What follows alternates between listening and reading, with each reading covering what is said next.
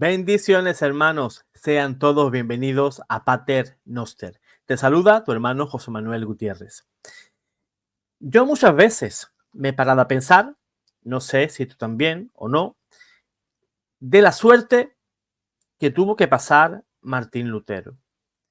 Si esa persona, pues, se condenó o no. Martín Lutero fue uno de los mayores heresíacas del cristianismo. Podemos ver muchos herejes a lo largo de la historia. Y ninguno consiguió lo que sí hizo Martín Lutero: quebrar, dividir, crear una división en la iglesia que a día de hoy, pues, todavía lo sufrimos. Decía Melanchthon, creo que se dice así, un gran amigo íntimo de Martín Lutero, y decía que la reforma había causado tanto llanto que todas esas lágrimas derramadas por causa de la reforma, pues haría que un río, pues, se desbordara. Imagínense, ¿no? Aún vivimos ese trauma, ese problema, incluso en nuestras casas, ¿no? Donde el papá puede ser católico, la madre mormona y el hijo puede estar yendo a un culto pentecostal.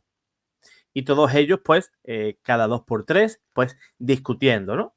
Pues eso es lo que me gustaría analizar, ¿no? La suerte final de Martín Lutero. Y me quiero basar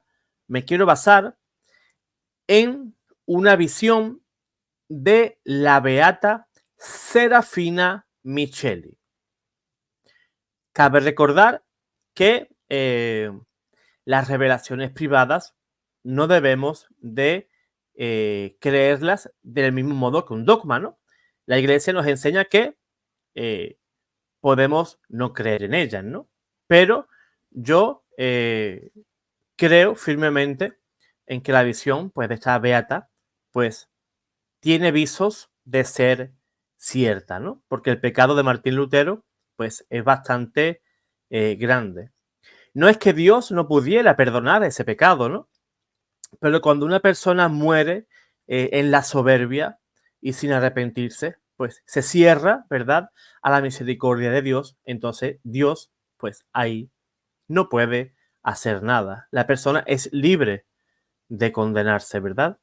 La persona que muere sin arrepentimiento, es más, empecinado en que lo que hizo es correcto, pues realmente esa persona sí se condena. Pues bien, esta beata, la beata Serafina Micheli,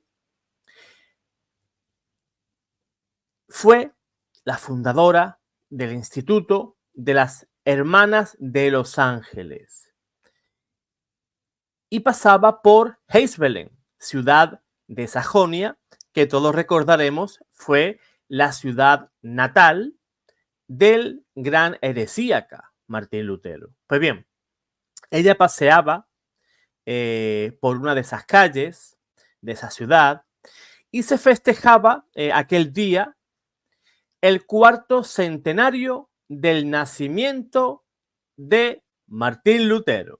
Martín Lutero nació, recordemos, un 10 de noviembre del año 1483. Y tenemos que recordar que después de esa división de Martín Lutero, partió a Europa en dos, entre católicos y protestantes, ¿verdad? Partió Europa y también la Iglesia. Y esto causó muchísimas guerras. Y esto no lo quieren reconocer nuestros hermanos. Por ejemplo, por ponerte un ejemplo, ¿no? En Suiza, a los católicos se les prohibía el culto. Es más, si no te convertías al calvinismo, por ejemplo, te expulsaban del país. Te daban un tiempo, una moratoria, en el cual te daban una fecha y tenías que abandonar el país. Si no lo abandonabas y querías seguir siendo católico, pues ibas a pasar muchísimos problemas. Pues bien, Con motivo de la celebración del 400 aniversario del nacimiento de Martín Lutero, pues las calles pues estaban adornadas y de los balcones pues colgaban banderas. Entre las autoridades presentes se esperaba de un momento a otro la llegada del emperador Guillermo I, que era la persona encargada de presidir las celebraciones. Pues bien, la beata, a pesar de observar ese gran tumulto y agitación, no estaba interesada en saber qué es lo que ocurría allí, ¿verdad? Porque su único deseo era ir a una iglesia para orar y hacerle una visita a Jesús sacramentado. Después de caminar por algún tiempo, finalmente, pues encontró una iglesia, pero las puertas estaban cerradas. A pesar de ello, la beata se arrodilló en las gradas para hacer oraciones.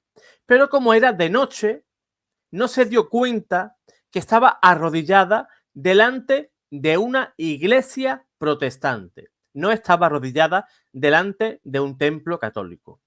Ella, mientras oraba, se le apareció su ángel de la guarda y le dijo: levántate, porque esta es una iglesia protestante.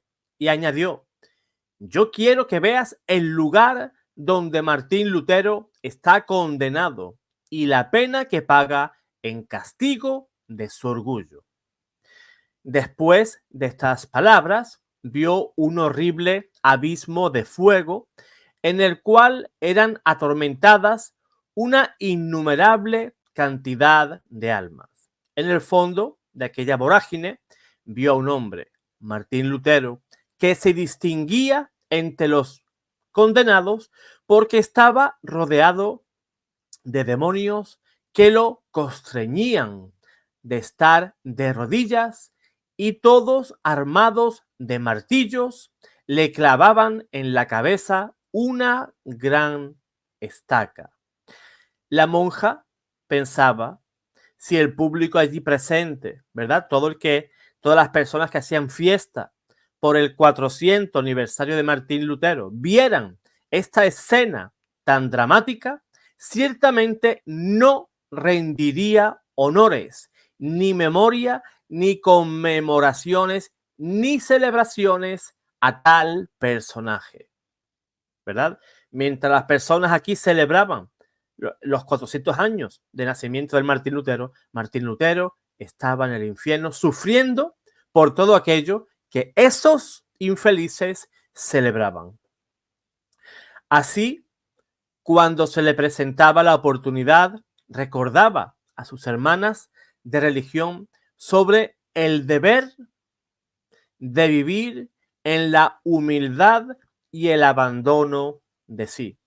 Estaba convencida nuestra beata firmemente de que Martín Lutero estaba condenado en el infierno, sobre todo por el primer pecado capital, la soberbia. El orgullo lo hizo caer en pecado mortal y lo condujo a la rebelión abierta contra la Iglesia Católica y contra el Papa.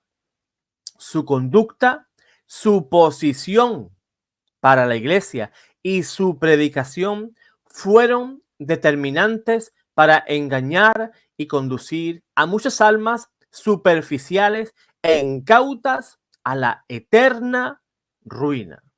Recordemos, Sor Serafina Micheli fue beatificada en la diócesis de Cerreto Sanita, provincia de Benevento, en Italia, el 28 de mayo del año 2011.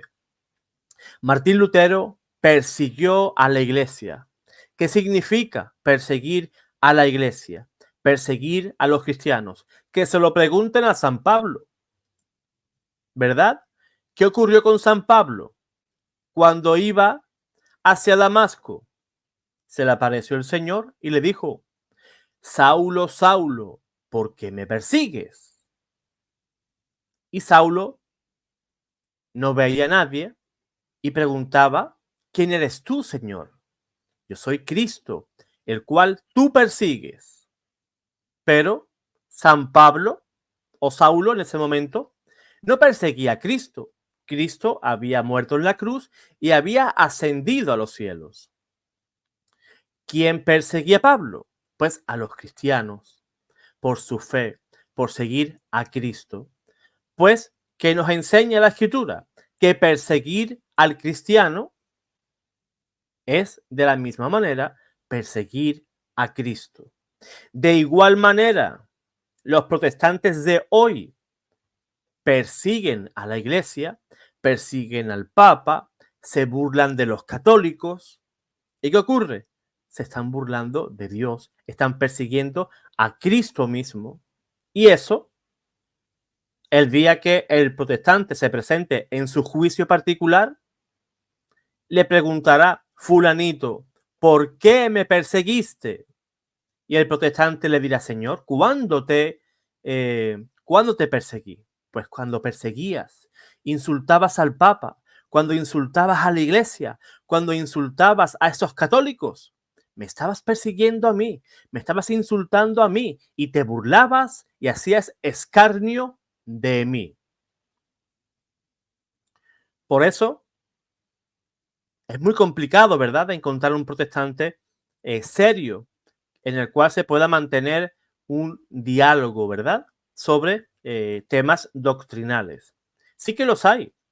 Incluso hoy, en una red social, pues un chico protestante, de manera muy respetuosa, pues me estuvo preguntando varias cosas, ¿no?, sobre la fe católica. Yo le respondí y parecía realmente contento con lo que le respondí.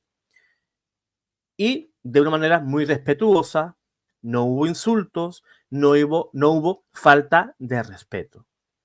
Que eso es lo más importante, ¿verdad? ¿Tú quieres saber lo que cree la iglesia? Pregúntale a un católico. El católico, dentro de lo posible, de sus posibilidades, te va a responder. Pero siempre con respeto y con dulzura, ¿verdad? Como decía Pedro en su primera carta, capítulo 3, versículo 15. Demos las razones de nuestra fe, pero con mansedumbre, con dulzura. Ahí se demuestra verdaderamente la persona que predica lo que enseña la iglesia y otras personas que se dedican a la evangelización, pero se dedican pues a buscar polémica, a discutir con el protestante o incluso con el católico, ¿verdad? Y al final pues eso todo es muy triste. Por eso, según las visiones de esta beata, resumiendo la historia, Martín Lutero está en el infierno por su soberbia. Quiso estar por encima de la iglesia. Quiso estar por encima del Papa. Retó al Papa. Insultaba a la iglesia. Insultaba también al Papa, que es la cabeza visible de la iglesia. Y si insultan al Papa, si insultan a la iglesia, insultan a Cristo mismo. Dios te guarde, Dios te bendiga.